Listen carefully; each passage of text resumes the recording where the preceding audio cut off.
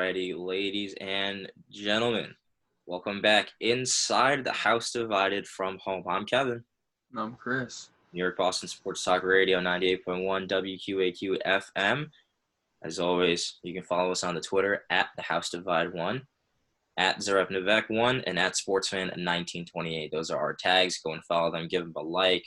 Retweet us. Comment if you want us to see something, if you want us to talk about anything that you feel like is necessary to talk about, especially in today's time. We're always listening. We're always looking. We're always lurking around the house. The door is always open. So go ahead and follow us on Twitter. We got a really great one for you today, folks. We're doing bi-weekly now, unfortunately, just because of the COVID-19 pandemic. Kind of restricts us from going into the world of sports because, it's currently paused. Like 2K gets paused, like Chell gets paused. Like your mom basically telling you have to take a break from video games. That's what it feels like right now. So we got a good one. We're not paused. We're popping and stopping. We're stopping and popping with the host of the Stop and Pop podcast. Comes out every week. Comes out on Spotify. Comes out on YouTube. Comes out on Apple Podcasts. He's a fellow colleague, fellow student at Quinnipiac University. Always great to see you. The one, the only Anthony Galler joining us inside the house. How we doing, bud? I'm doing well today. Thank you guys so much for having me, and I'm sure you're just trying to get by like me and maybe some time for some extra house chores, and that's about it, right? Yeah. Oh, we got audience in the background. We got a loud barker in the background. Yeah. Chris, is that you? Is that you? Yeah, that's my dog. It's fun with being home. Yeah. Can't control. It's no soundproof studio. It's just... Gotta love it. So hope he shuts up. So the last time we were on the show was on Instagram Live. There wasn't really much to talk about other than NFL free agency because that was the big thing that was happening. That was the only thing that was happening in the sports world that people were talking about, with people going from place to place. Obviously, the big one was Chris's father, Tom Brady, going to the Buccaneers. He can shed a tear or two. Arguably a good move for him, arguably a bad move for him. It depends on the opinion. We'll just touch upon it real quick. Anthony, what did you think of that move, Brady, going to Tampa Bay? I wasn't overly surprised by it. I think that at this point, Tom realizes that, he is getting up there in age. I mean, I know that he says he wants to play till he's 50, but sometimes you have to be honest with what the situation is. And so I think that there was some level of rift. Can't really deny it, between him and Bill Belichick. And I think that this is a move that he looks at it and says, you know what, the Buccaneers, maybe they don't have the history that I've built with New England here, but we've got Chris Godwin, we've got Mike Evans, we got a good tight end with O.J. Howard, we've got the pieces in place, plus a really innovative head coach with Bruce Arians. So I think this is the move that I'm going to make. So it really didn't overly surprise me. I know it shocked a lot of people just because of the fact that he's been with New England so long, but I think it's going to be very fascinating to see it play out, and I just think it makes that division extremely interesting with him, Breeze, Matt Ryan, and Bridgewater too. No, yeah, most definitely. Me and Chris had this argument last time we talked. Does Brady make the Buccaneers an NFC South winner? Do they outduel the Saints? I can't say that they will. I think that they'll be a playoff team, and I think especially with the expansion of the playoffs to being 7 teams in each league now, in each conference, I think that Tampa is in a very good position to sneak in there, maybe as a 6 or a 7 seed. I can't put them ahead of New Orleans. And, New Orleans went out and made another good move by adding Emmanuel Sanders in free agency to kind of be that number 2 wide receiver to Mike Thomas. So I can't see any reason to put them ahead of New Orleans, but should be very interesting now. And Tampa's definitely a heck of a lot better. Thank you. Sorry, Chris, but I told you. To each his own. I don't know why you love Tampa Bay so much, just because of the addition of one guy. It's more the subtraction of all the turnovers that came with Jameis Winston rather than the addition of Tom Brady. I just really wonder how many points off turnovers teams got last year. I mean, you take away those points, maybe keep some, obviously, because Brady's not going to be perfect. He's getting older, but he won't throw for 40 interceptions. Yeah, just like boy Jameis Winston. Yeah, well, he's just a gunslinger. Yeah, you absolutely love him. They had the same QBR last season, the 40 and 40. You absolutely love that. I just love watching him. I don't love him. I think in college I hated him. I thought he was a scum. I think the same thing now, but it's just so fun to watch him. Like there's a Tampa game on last year, and it was at like 4:00, and the Pats already played at 1. I was like, let's put it on. Let's see what we do here. First pick six, and next game he starts it off with a pick six. It's just fun. It's comedy, man. Yeah, we'll see where he ends up. But no, thank you, Anthony, for agreeing with me. Because this one wouldn't listen to me when I kept I think it'll be very competitive, though. I think Tampa's in a good position. Just New Orleans is really good. I think people forget how good New Orleans is, even though they lose to the Vikings in the first round. But hey, that's football sometimes. But yeah, they're there. The Saints have better chemistry, so that's why I picked them to win. NFC South, but no, the Buccaneers are definitely in there. Don't get me wrong. But also in that division, you mentioned Teddy Bridgewater, the Panthers. They also got P.J. Walker, who absolutely destroyed the XFL and probably was the only quarterback that threw over 300 yards every single game. Only threw one pick throughout those 4 games for the Houston Roughnecks, throwing 3 touchdowns at least, something that a lot of quarterbacks in that league couldn't really do against solid defenses. And he played solid defenses in the 4 games. He played probably the top 4 teams in that league. So where do you put P.J. Walker in the conversation of a starting quarterback for the Carolina Panthers? it's a very interesting question. I think it's a situation where, of course, they just brought Teddy in, gave him a lot of money to be there. And so I think they are going into the season with the full expectation that he's going to be the starter. I don't think there's any doubt about that. But you're right. I watched a lot of the XFL, saw a lot of bad QB play, but PJ Walker was an absolute star in the league. He was really one of the few players that just really stood out. You could see on television, like he was really good compared to the other quarterbacks in that league. And so I think he comes in there, and if for some reason Teddy, we know unfortunately he does have an injury history, and if he were to go down at any point, I think that PJ Walker's a guy who could come in and do better than what they had last year, which was Kyle Allen, Will Grier. So I'm excited to see him at least in the preseason. Hopefully we get a preseason. And yeah, maybe see what he can do. Hopefully. I mean, I don't know if people really trust Donald Trump when he says the NFL is going to start on time. Yeah, I don't think there's a level of uncertainty for all these sports right now, unfortunately. No, yeah, most definitely. I mean, we'll obviously keep an eye on it, but it would be really good to see PJ Walker kind of like showcases his arm, his mobility, see if he really can contend for that spot. I think he can. I think he proved it on the XFL field, because a lot of those guys either used to play the NFL or came out of college just short of the NFL, but were really highly looked at. So, I really wouldn't be surprised to see PJ Walker as a starter, and Teddy going back to, maybe something like the Saints, where, you have Breeze a lot out there, but Taysom Hill sometimes will take some snaps. He'll do some routes, special teams, be the agile quarterback, that they really need. Even though both are agile, it's good to have two. So that's my take. I don't know what, Chris thinks, if it's solid for Teddy or. Yeah, I don't think there's a shot, unless barring an injury that PJ plays. Unless it's in like a situational spot. Like I just don't. It's Bridgewater is not going to lose the job. He's very consistent. He's not going to yuck the ball 80 yards down the field, but like Alex Smith will do a little dink and dunk, get you the yards that you need. I don't think PJ plays the game. Yeah. It's tough, especially with, a guy that they just paid a crap ton of money. Well, we saw Jags do that. They paid Nick Foles a crap ton of money, which is the stupidest thing I've ever seen. And now they just got rid of him to Chicago. Okay. Yeah. Well, we're going to stay in the NFC South because something new just came out of the NFC South, with the only one team that we haven't talked about, the Atlanta Falcons. But it wasn't really a move. It was a change. Do we like these jerseys? Are we not feeling it? We're not feeling it? I don't like the Falcons, so no. But subjectively, it's not bad. I just don't like how large the ATL is. The black one's pretty nice. I don't really like white jerseys. Black one's kind of nice. I just don't like the ATL. I just think it's way too big. Yeah. What are we thinking? Stop and pop.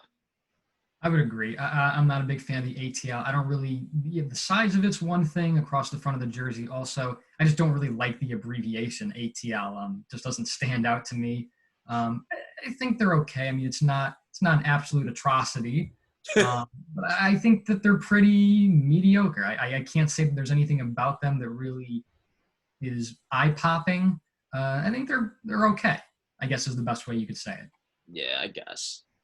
It's eh.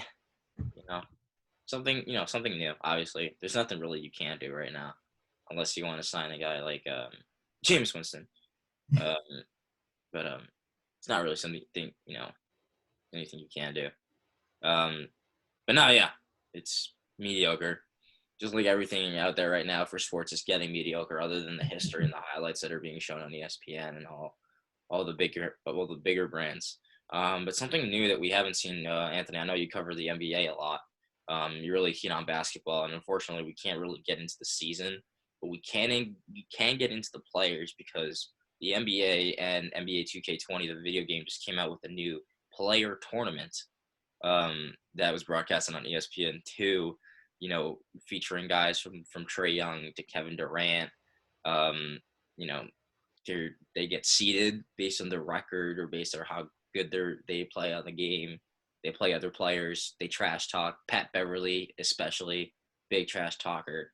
What do you make of that kind of a tournament? Like, do you think that's the content that people are trying to, do you think that's the content that people are going to get from now until, say, maybe the middle of the summer? God forbid this continues to happen. Yeah, well, I do think that that's the sort of content you're going to get, whether you like it or not, for at least the foreseeable future, at least a couple months, however long this thing goes. Me personally, I tried it. I wanted to give it a fair shot. I didn't want to dismiss it before I gave it a fair shot. It wasn't my cup of tea personally. Watched it for about 10 minutes, and I just couldn't get into it too much. And also, it wasn't live. So, I don't know if that necessarily would have saved it being live or not, but it wasn't something that I could really get into personally. I know that there's a big audience for kind of like that eSports and that realm of things, but for me, I really just couldn't get into it. And I think, unfortunately, that is the type of content you're going to get for a while now, at least. But yeah, for me, it wasn't a home run for me. What do we think, Chris? Well, I love NASCAR. IndyCar, NASCAR, love it. Right into NASCAR. No, listen. They're doing the same thing. Yeah. No, they're doing the iRacing thing. The IndyCar. Yeah. And well, since I can't watch an actual NASCAR race, I kind of enjoy it. Been some good races so far. It's just something to watch, better than watching nothing. I enjoy it. So I don't really particularly watch NBA things, but it's the same basic concept. And I mean, if that's what I'm going to get, then I'd rather get that than nothing. At this point, I mean. Yeah. Wasn't there like a surprise winner in the last race? Like over there? Well, no. Well, there's been a couple of races so far. Now they're doing like every night. They have like a little short track tournament thing. It's pretty cool to watch. I mean, it's something that's on. I enjoy it. I'll watch it. Is it commentated? Yeah, it's commentated by the guys who do NASCAR. Jeff right there. Commentating that? Yeah. You got that. Not some of these, but like every Sunday when they have a race, they'll commentate them. It's pretty interesting. Yeah. I mean, I know I also watched a little bit of the racing. It was pretty good. I honestly would watch it if you had more time. And I watched a little bit of the NBA 2K tournament. Again, it wasn't really my cup of tea because there wasn't really much talking outside of the players, putting the mic right in front of their face and, screaming at the other player after a turnover and a dunk by Giannis. But this is like something I've always been thinking about, is the impact of commentators and people actually calling the games or calling the races. For me, it makes it, a lot better because it shows it, obviously I don't really like things repeated to myself, especially after I see something happen, but the emotion behind it, the pride behind it, kind of makes it special, I guess, if you want to put it that way.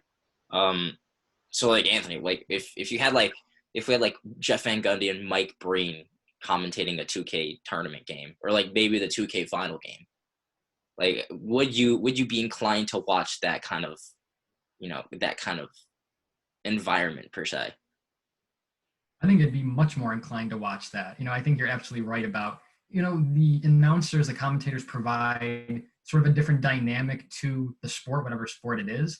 So I think that'd be a lot of fun. I think that's actually a really good idea, because I know one of the things that kind of really turned me off about when I was watching the 2K tournament, there was just a lot of kind of dull, silent moments, not any commentary. So it just wasn't very thrilling to watch. But I think if you had some of the top commentators doing that for a tournament, I think that would make it a lot more enjoyable. And, I think it would be something people would watch, especially during this time when there just isn't normal basketball games. I think it's something that people would watch. Yeah, no, you make a good point. They also have like the same thing for like Madden and something. They have like a Madden tournament or whatnot. Anybody other than Joe Buck commentating that would be amazing. Because I know the majority, I don't know. That's the YouTube and the gifs speak for themselves, and the hatred of Joe Buck. But no, I mean, yeah, commentators, they bring an extra element to the game. The emotion behind it, the spectacle itself. I know Formula One also does iRacing. Curse, if you're interested in that. I do. I watch all that. All iRacing, I watch it. It's really cool. It's cool. It's like really nice to see. So definitely something I would do. Chris having a little. No, you kind of. Was that me who froze or you who froze? I thought that was you who froze. No, I thought that was you because I was looking at Anthony. I saw Kevin. Anthony, and he was moving. Yeah. Chris was like, Nah, Kev, you were frozen. Some weird. I don't know. Some weird face going on there, bro. Well, it's going up on the YouTube channel. Here we go. All right. Technical difficulties. We don't have to deal with this at school. Yeah, gonna hit the dump button real quick. On my face. But that's inevitable. You'll all see it. No, yeah. I mean, eSports is a big realm, especially now that sports are being incorporated with those kinds of things. I also saw a lot of big tournaments like League of Legends tournaments being canceled. Big games like Dota 2 being canceled. They have esports tournaments over there. Call of Duty having a little bit of tournaments canceled. But that kind of brings up the question: is esports going to continue to survive during this pandemic? Because obviously a lot of the tournaments that are held are at most of the esports arena in Las Vegas, where you bring in all of the contenders into one space and they play side by side with each other on computers or on conference. Called a LAN tournament. Yeah. So, but there's like majority. Yeah. All right. Thank you. Thank you, Mr. Polite, Mr. Rust. So, you see a lot of those tournaments canceled, but do you think esports can survive? Maybe doing tournaments from home. I would say it has a chance to. I personally, I'm not a huge esports person myself, but I know that there's definitely a market for it, and a growing market actually. And a lot more people I meet nowadays are into esports, fans of esports. They watch it. So I think esports, listen, they're kind of in a similar boat to some other sports leagues, even though they're not real live sports. I think that it's just a big adjustment period. Certainly not an ideal situation. And I think they're going to have to do some things to kind of cope with what we have going on and make some adjustments and do some things differently. But I think that as long as there's a market for it, which there certainly is, and it's growing, I think that they'll be able to do pretty well. Yeah. What are we thinking, Chris? Yeah, if anything, I honestly think that this whole pandemic is going to help esports. I actually wanted to was looking into getting one of those like NASCAR steering wheels and buying a iRacing account so I could do that. So I'm looking into Really? that. Yeah. Yeah, Okay. looks fun, dude. I love NASCAR and even the game, but man, like if I had a steering wheel, like that'd be fun as hell. So I'm looking into that, but I think certain esports are really gonna benefit because it's live and it's if it's not a LAN tournament, they can still do it not on LAN. So like I could sit here and play a computer, and John in California could play in a tournament. And it's just again, it's something live to watch. People love live things to watch that aren't the news. So if it's like would I rather sit here and watch the news or would I rather go watch a CS:GO tournament? I'm gonna go watch a tournament. I mean, especially iRacing. I know they cut their prices in half and they've had a huge influx of people signing up for their um, program. And once you give it a shot, you're probably going to love it. So notes keep coming back. Yeah. Oh, definitely. Definitely. Those are fun to watch too, because those are like professionals going at it, Yeah. and they go for a lot of money. And esports, is a billion-dollar business. Um, so you're definitely right on that part. Especially not on LAN. People can just play from their houses on Ethernet cables. With really good internet. You could also just play on Wi-Fi, right? You don't like need an Ethernet cable. Yeah, but Ethernet is a lot stronger, and you don't have to rely on lag spikes and whatnot. Oh, is it? I didn't know. Okay, thanks for the information. Yeah, you're welcome. Yeah. And Anthony, you're definitely keyed on, not just NBA but college basketball as well. I'm guessing, correct? Yes. All right. So I'm guessing you saw the tens of players that have declared for the NBA draft for the upcoming season. What are like the select few players that have like you've had your eye on that you think are going to make a big impact? Well, I think first and foremost, Obi Toppin. I think that it was a really good debate this year between him and Luke Garza for the Wooden Award, and I think it could have gone either way. I was leaning personally a little bit towards Luke Garza just because what he did in the Big Ten and it was just incredible. All of the double doubles that he got. I'd love to see him play this year. He's coming back to Iowa, so he'll be back, I believe. But Mm-hmm. Obi Toppin, this guy. I mean, talk about a guy he's kind of, in a way, I'd compare him to John Morant. Now, not in terms of style of play, but the fact that John Morant comes from Murray State, Obi Toppin comes from Dayton. So you've got these mid-majors that really don't get that much respect in the mainstream media, do not get talked about that much. And really, John Morant, he burst onto the scene last year. Not that he was a bad player before that, but he burst onto the scene. Obi Toppin the same way with him this year. So I think that they're comparable in that way. I think Obi Toppin, he's going to be a top, at worst, probably top 4 pick, top 5 at the worst maybe. But I think that wherever he goes, I'm really excited to see him play. We'll see because it's going to be interesting to see what the draft order ends up being. The only thing I can think about in terms of the draft is with Golden State because, man, Golden State has a really excellent opportunity. The fact that they've kind of almost taken this year off, but next year they can go into next year with a healthy Steph, Clay, Wiggins, and a top 3 pick probably. I mean, they're in line for the number 1 right now. So we'll see what happens, but I think that's going to be very interesting to keep your eye on. You can only hope that they're a number 1 pick just because of how scuffed the lottery is. The Knicks know. The Knicks know how scuffed the lottery is. Having to, settle with RJ instead of Zion. No, I personally was going for Obi Toppin. Just because he was everywhere on the news. He was being highly praised by guys like Scott Van Pelt, Stephen A. was, looking at him a lot. Obviously Luke Garza is, a spectacle of his own, getting doubles every single game for Iowa, leading them to wins over in the Big Ten. But, just the fact that Obi Toppin from Dayton, I would say he was one guy that kept that team at a top 5 seed in the country. You look at Dayton as a team that you don't really want to face. And, besides the role players, besides the big man down low, you have one guy to look at that I would normally double team and keep him away from the paint because that's his game. He has the athleticism of John Morant, but he has the aggression of Zion Williamson. If you're going to compare someone to last year, he's got the aggression to go into the paint at will. Go in for a dunk, easily can draw fouls on on the low post, get that and one bucket.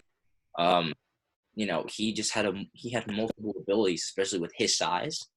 You don't really see, obviously in Division I college basketball, you see a lot of guys, at that size, but you don't see a lot of guys with that size and that kind of momentum. So I personally see Obi Toppin maybe as a number 2 pick, if not the number 1 pick, depending on the team that really needs him. I just think worst case scenario, maybe 3 or 4, but I'm with you on that.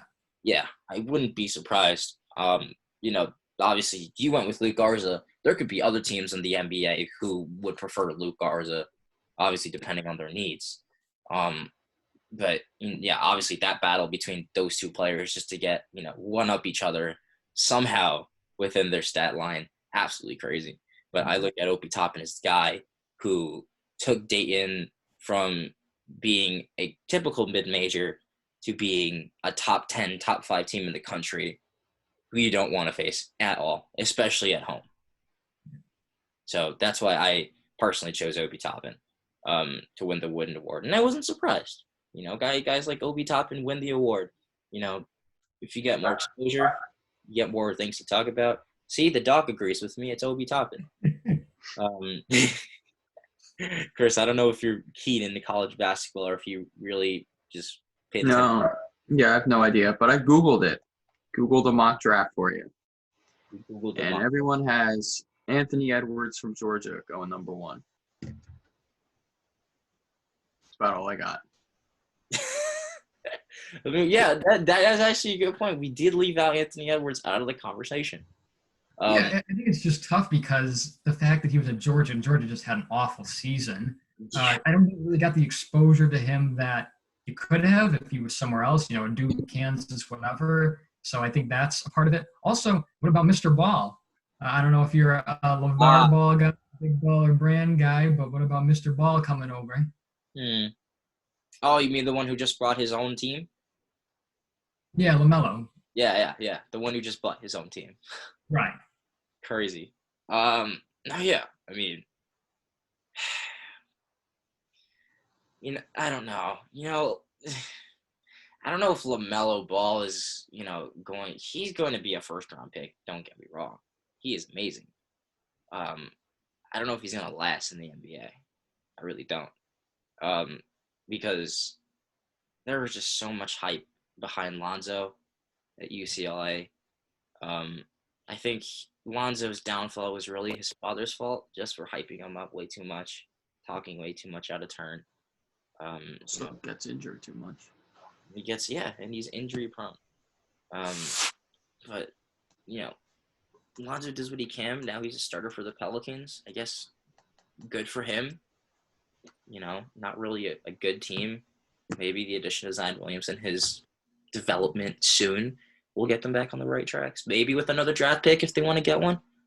If they get lucky again. I don't know, but we do see a lot of LaMelo Ball, especially internationally. He's doing what he can. He's developing, besides college, he's developing the correct way of playing international professional basketball, and he's getting it done. He's getting it done. I would see him as a top 10 pick, personally, because you do tend to see those guys go top 10, other than, obviously, a guy like Luka Doncic, because he absolutely destroyed the European circuit. But again, it's just the presence. It's the exposure. Obviously, Anthony Edwards was in a really bad predicament. His contribution to Georgia wasn't as impactful as Obi Toppin's contribution to Dayton, or as impactful as Luke Garza's contribution to Iowa. That's 2 entirely different ball games. And hell, we don't even know how LaMelo Ball did in Australia when he played for them. We don't know how good his team was. We just looked at him personally. Right. Because at the end of the game, and at the end of the day, there's no I in team. Definitely no I in team, but there is an ME. But yeah, there's no I in team. You have to look up the team does to know if what the player's doing is working. least that's how I see it, Anthony. No, I would agree with that. I think it's just so difficult. It's so difficult when you're talking about guys who are also 18, 19, who are freshmen. I think I always think about Ben Simmons too, and like his lone year at LSU. That was they stunk that year. I mean, let's be honest, LSU was not a good team that year. Did not make the tournament. Ben Simmons was putting up numbers, didn't necessarily impact his team in the same way that somebody else did. So I'm not saying LaMelo with Ben Simmons. I'm just giving a comparison of, or Anthony Edwards also. I'm not saying that they're all the same player, but just giving a comparison. It's just really tough to know. It's just really tough to know when you're talking about 18, 19-year-olds, first year at LSU or Georgia, or just overseas. So it's just really hard to evaluate, but definitely something you got to keep your eye on. And at the very least, I'll be very excited to see both of them, both Anthony Edwards and LaMelo Ball, see what they can do. Yeah. It kind of reminds me of one Anthony Bennett, who went number 1 overall in 2013 after playing a year for UNLV, another mid-major. Didn't really have a great year. But you never know. Anthony Bennett just bowed out, didn't do anything. If you're not with a good team in college, did everything you possibly could to make the team great, but really didn't. You can only imagine how they're going to do in the NBA. Trying to maybe make the same contribution, but it's an entirely different ball game, literally. So, obviously winning brings more confidence. It brings more, self-composure, knowing that you're doing everything that you can and it's working. But, for Anthony Bennett, it didn't work. Obviously, for Anthony Edwards, it didn't work with Georgia not going anywhere. I don't know if you can really say the same for Luke Garza, because he's not really in that league. Obviously, Obi Toppin is the polar opposite of that. I think he has the greatest opportunity here to be a good basketball player in the NBA, potentially an all-star if he wants to go that far. But we could have another Anthony Bennett situation if the wrong person goes number 1. That's personally how I see it. No, you're right about that. So, it's kind of really concerning to, see those kinds of guys go number 1 and just, go absolutely bonkers and bow out. So, it's really tough. It's definitely really tough to see. That was a really good talk. But, something I know Chris is really sad about to hear, or not sad to hear, sad to know. Today would have started the Stanley Cup playoffs, the favorite time of the year for my boy. His number 1 seed, Boston Bruins. Could have gotten it done. Could have not gotten it done like last year. Who knows? But how are we feeling, Chris? Do you miss it? I bet you do. Yeah. I like it more than March Madness. March Madness, close second. World Cup, very close second. But, yeah. Just sad. You're seeing all the highlights. Obviously, they're putting out highlights on YouTube, on ESPN, or like reminiscing games. Is there one moment that like you saw on TV or that you saw on YouTube or maybe on Twitter, that you'd love the most? Oh, the Bruins come back against Toronto. Oh yeah, I hate Toronto. I know how much you hate. I hate Toronto. Man, yeah. Bruins came back. 4 goals, won the game. 3 in the third, came back. Yeah. That was probably my favorite moment. Yeah.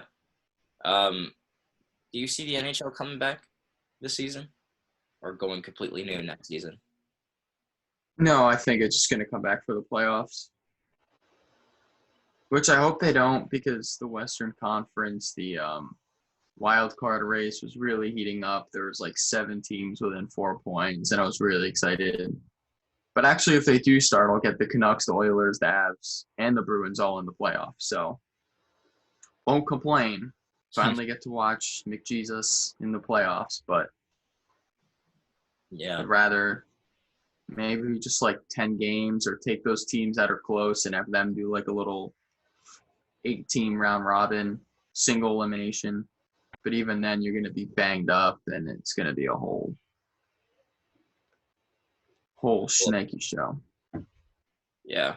But I'm just kind of wondering if if the NHL comes back, will the teams be back to the way they were before?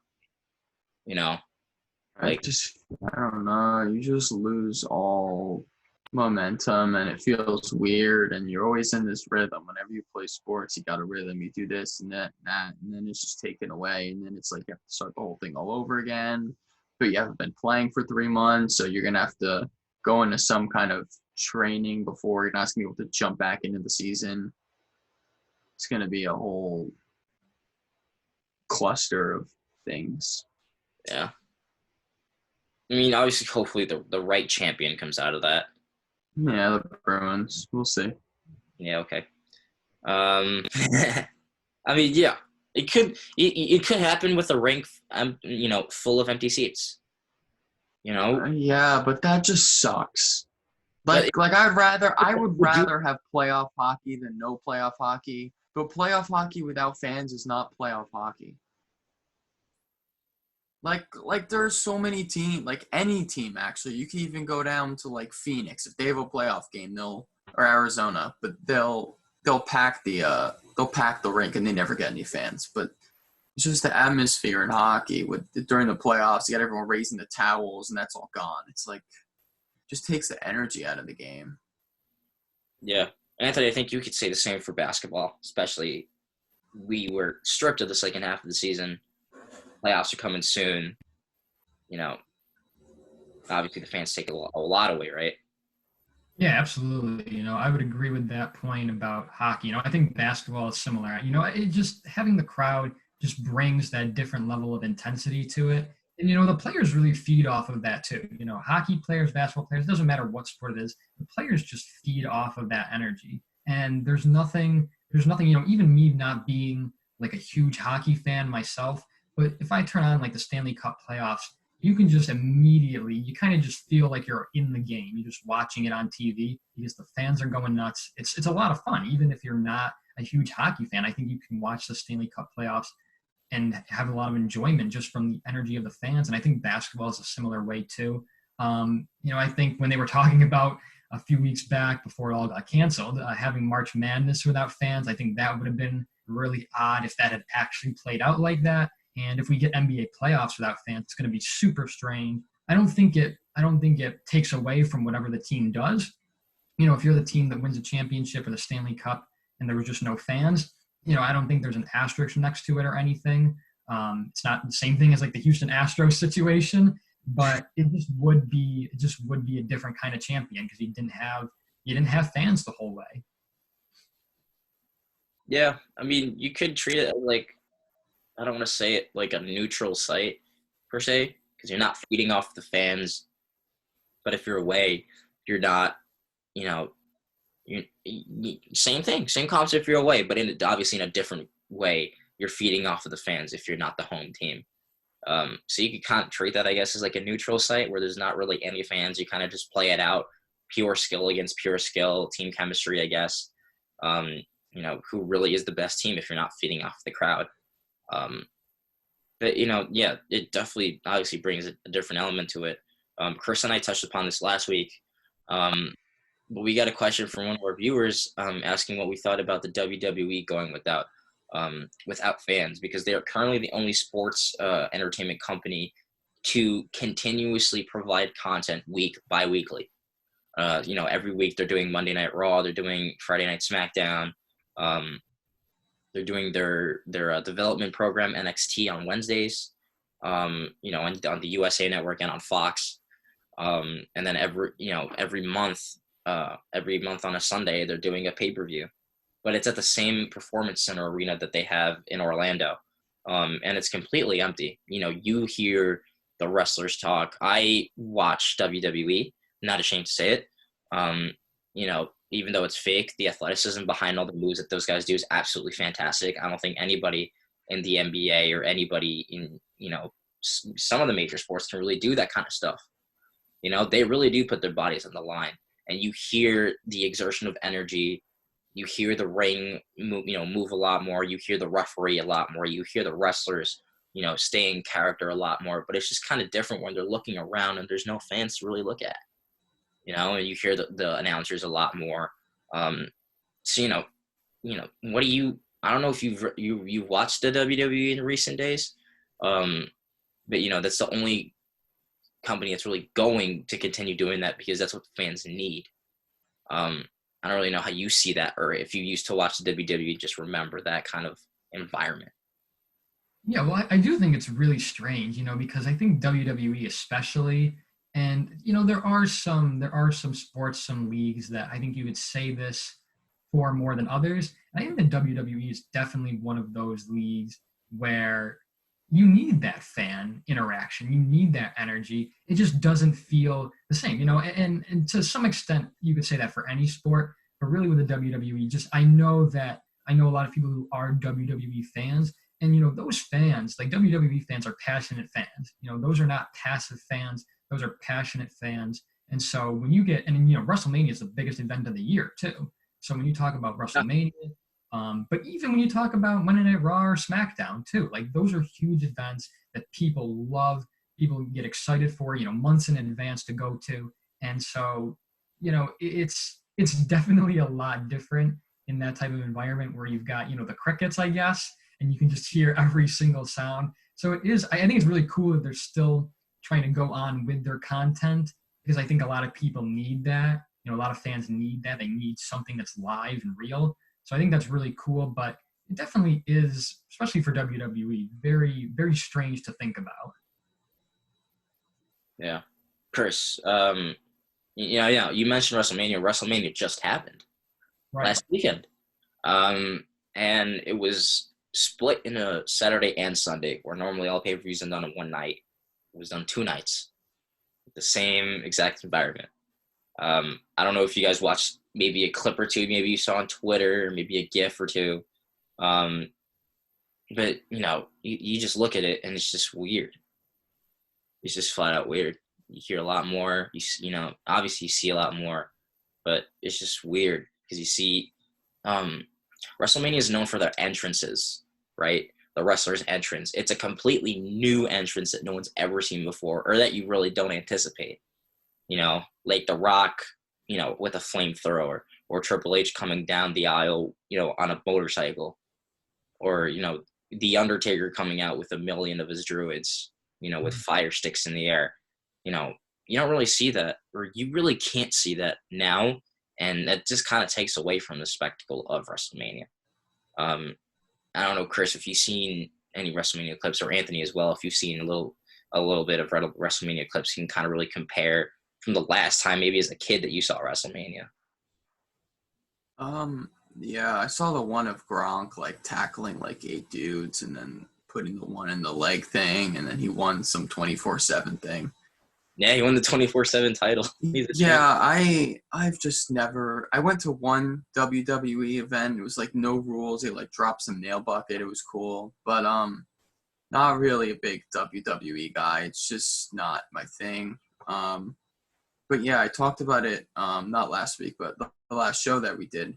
How it just like Anthony said. I mean, the WWE is just so fighter, whatever they're called, to fan interactions. Like you look, I don't even know if he still fights anymore, probably not.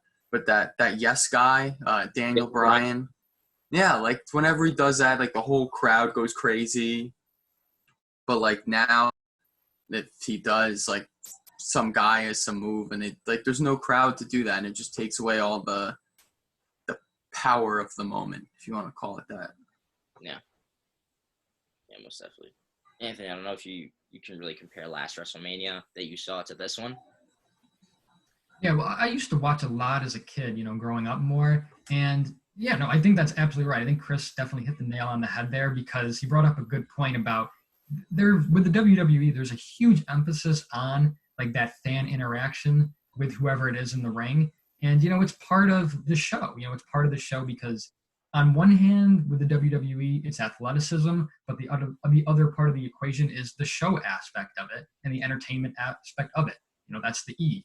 So I think that when you're missing that entertainment and that interaction with the fans, it's almost a completely new event. And, it's still wrestling, and it looks the same. The structure of it's still the same, but you just know watching it that it's missing some of those key elements that it should have. No, yeah, you definitely hit it on the mark. That's what it is. Unfortunate. But, I think people should be thankful of that kind of entertainment continuing to be broadcasted, because it's the only thing people can watch unless they want to watch 2K tournaments or Madden tournaments. It's like you said, Marble racing. or iRacing. Yeah, Chris loves that. There was marble racing. Did you see that by chance? Marvel racing? Yeah, did you see that? I That was did. all over Twitter. Oh yeah, they have an entry for it too. They send the little marbles down, like kind of something, and yeah, it was pretty cool. It wasn't that bad. I kind of liked it. It sounds crazy, but when they have, it's kind of like what you said earlier. When you have announcers for something, when you have commentators, you can kind of make anything fun. Yeah, no, most definitely. I got to get into that Marvel racing. It sounds pretty good. Especially nowadays when there's such a high demand for any kind of live anything. I mean, it's a little marble race. It's exciting. Which one's gonna win? Yeah, most definitely. I would definitely tune into that. All right, we'll touch upon one final thing that happened in the sports world before we say sayonara for a couple weeks.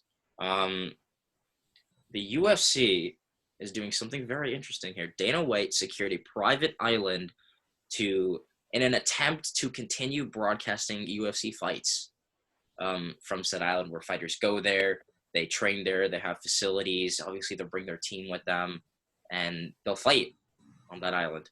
But UFC 249 was supposed to happen with a title defense of Khabib Nurmagomedov against Tony Ferguson, and due to the circumstances, Khabib can't leave Russia because it's on complete lockdown. And now he's been replaced, and there's no longer a title fight against Tony Ferguson, but Ferguson is going to continue to fight on that private island. What do you make of that move from Dana White? Go ahead, Chris. Okay, yeah. Well, from someone who just wants sports in their life, I love it. Safety perspective, I mean, if it's a private island and the only people on it, you test them, everyone's fine, then sure. I mean, go ahead. It's sports. It's something to watch from a viewer's perspective. I love it. It's just gonna be so odd. It throws, because especially in like boxing, UFC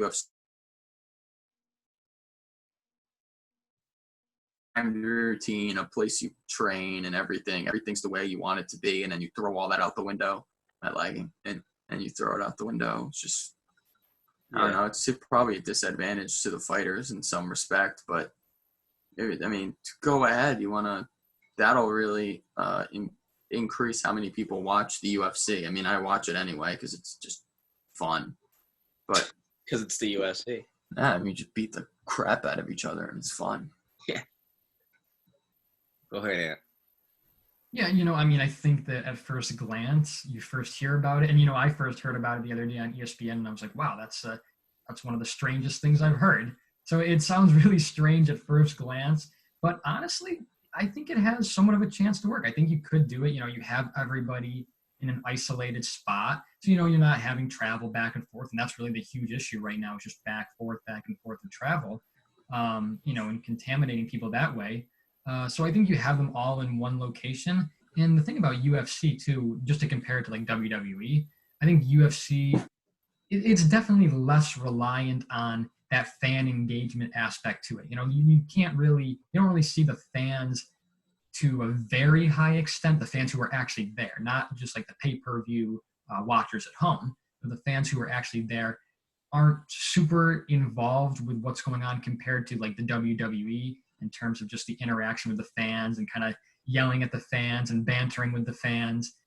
So I think the UFC, more so than something else, I think the UFC could succeed with this more so than a different league. It would be really interesting. I know that much at least. I couldn't even imagine, a few weeks ago thinking about watching a UFC event from some private island with nobody there. Who knows even where the heck they're going to be. So it's certainly super interesting, but, I think it has somewhat of a chance to work. Oh yeah, I like it too. It gives people something else to watch. But you also got to keep in mind the fighters' availability that you want to bring down there. And if there's a specific event that you want to do and you want to bring a fighter to the island from a specific part of the world, there's a big chance that one member of their team could be bringing it from said part of the world. Obviously they would take the biggest precautions necessary.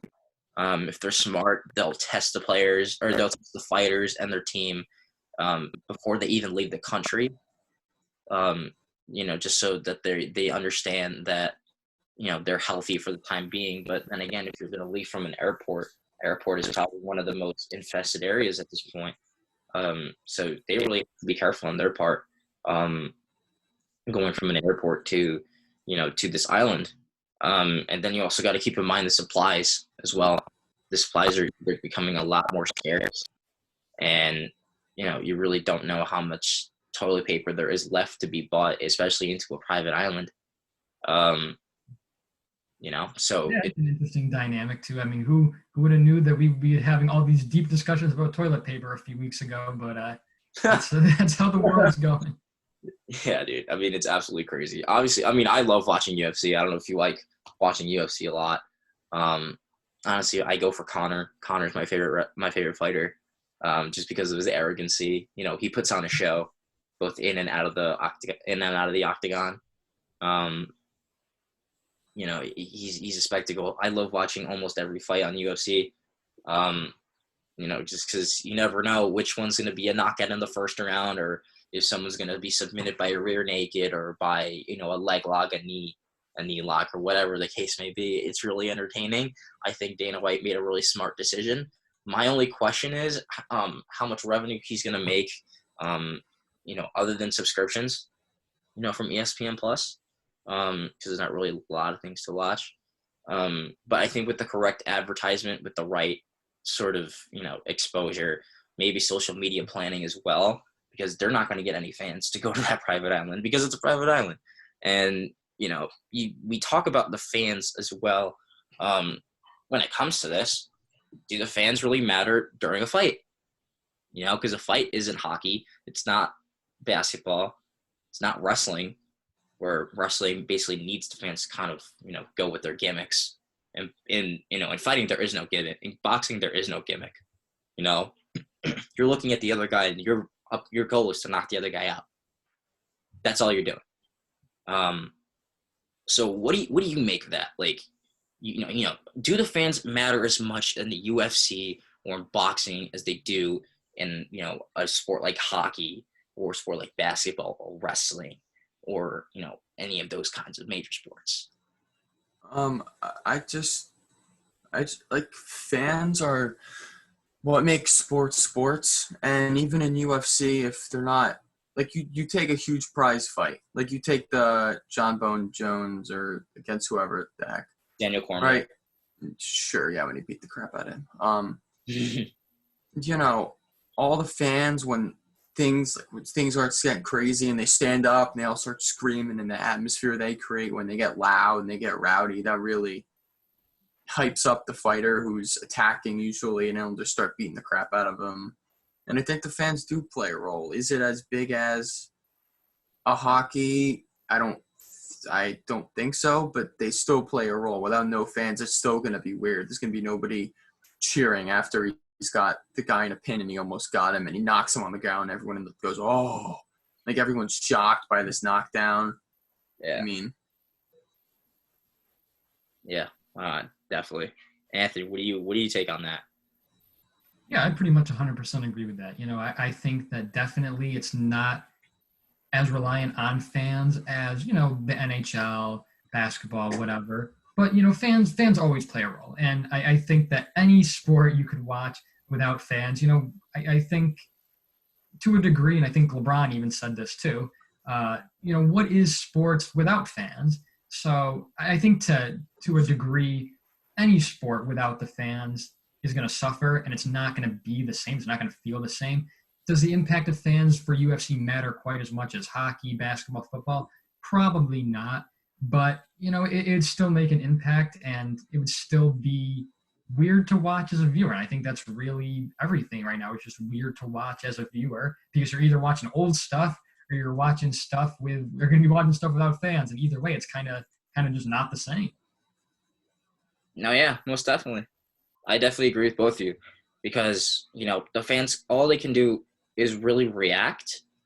I don't think there's a lot of trash talking to fighters unless they're coming out of the tunnel and you have a diehard Tyson Fury fan who hates Deontay Wilder, or vice versa. Like Chris, he loves Deontay Wilder, hates Tyson Fury. You're gonna poach him when he gets out the tunnel. I know Chris would do that if he had the opportunity to. Didn't like how the last fight went. We're looking forward to the third one, and it's still on schedule to go through. So we might actually get that by the end of summer. But in my opinion, the fans, that's all they really can do during a fight, like a real fight. No offense to WWE, obviously it's fake wrestling, but it's still wrestling, and their interactions come with every move that they do and every gimmick that they perform. So with boxing and with fighting, all you really do is kind of react. If it's a prize fight or if it's a European fight, you're going to have the same reactions as they do in soccer, where they go along with a song, like a European song or whatever the case may be during like a soccer game or whatnot. Which brings that kind of aspect to the fight. But all you can really do in that kind of environment is really just react. The oohs and ahs for each move, for each takedown, every, power punch, is going to bring a reaction. And all people really can do in that environment, they can't wave towels. They might have a sign or two, but you really can't do anything like that. You just take that to Twitter. You just take that to Twitter, take it to Instagram if you want to record a live feed. But definitely, LeBron, LeBron is LeBron. He knows what he's talking about when he says sports are nothing without fans. And it's something people have to keep in mind. It doesn't matter which sport it is. It could be eSports, especially in the LAN events where you have a lot of people in the stands watching the players go at it, live in front of you. But fans are what makes sports what they are. And without them, it just really isn't the same. So that's all the time we got right now. We'll be back on, and like we said on the Twitter, we'll be done every 2 weeks. I will be making a YouTube channel by tonight. I will send out the link to the video. And I'll also send a link to Anthony's podcast if you want to check him out. The Stop and Pop podcast on Apple Podcasts, Spotify, YouTube. He's basically great. Anywhere you want to listen to podcasts. Yeah, he's your man. You can follow him on the Twitter, Stop and Pop _NBA pod.